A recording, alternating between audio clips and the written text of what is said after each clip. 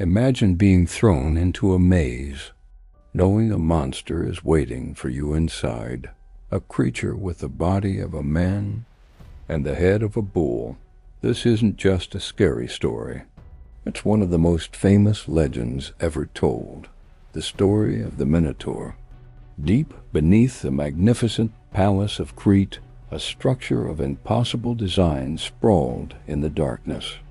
It was the Labyrinth, a maze so cunningly built by the master craftsman Daedalus that no one who entered could ever hope to find their way out.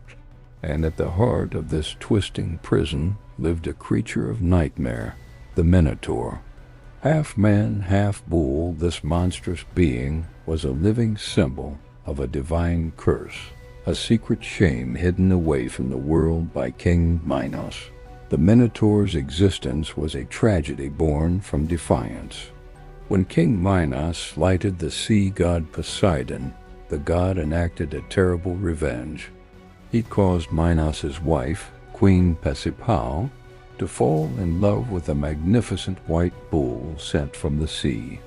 The offspring of this unnatural union was the Minotaur, a creature so fierce and savage that Minos had the labyrinth constructed to contain it. But a monster needs to be fed. To appease the beast and assert his dominance over his rivals, Minos imposed a gruesome tribute on the city of Athens. Every year a black-sailed ship would arrive to collect the price of a past defeat. 7 of the city's finest young men and 7 of its most virtuous young women.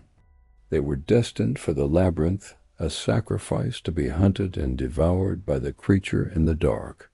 For years Athens wept as its children were sent to their doom. The city lived under a constant cloud of sorrow and fear. But fear breeds courage. One year a young man stepped forward, his heart burning with a hero's fire.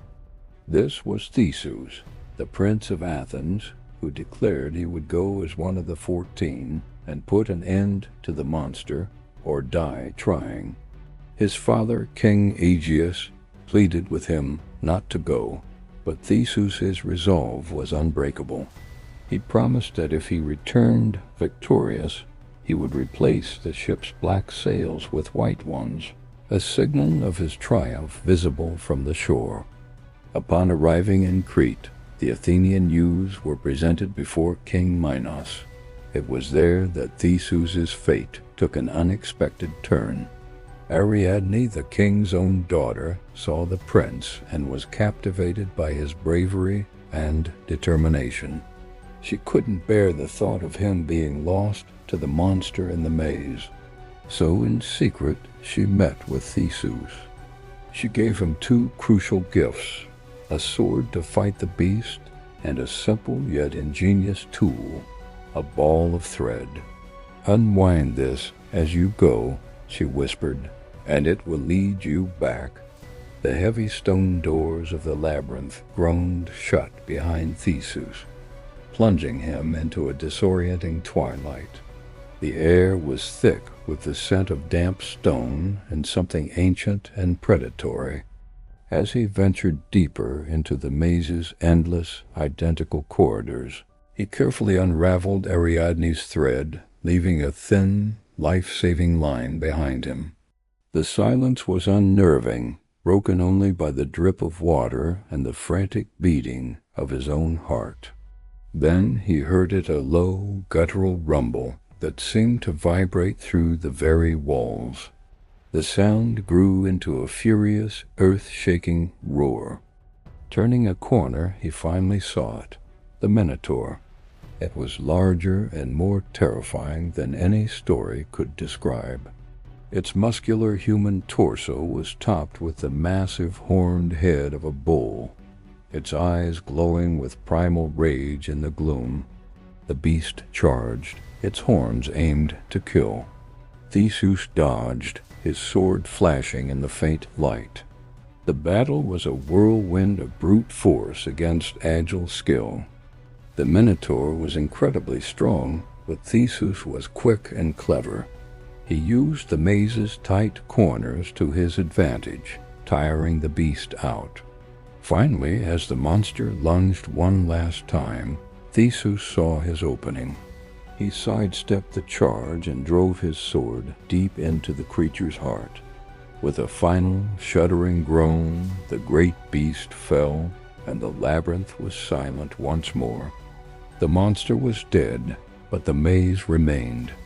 Now the true genius of Ariadne's gift was revealed. Gripping the thread, Theseus began to retrace his steps, following the line back through the bewildering twists and turns. He emerged from the darkness, a hero.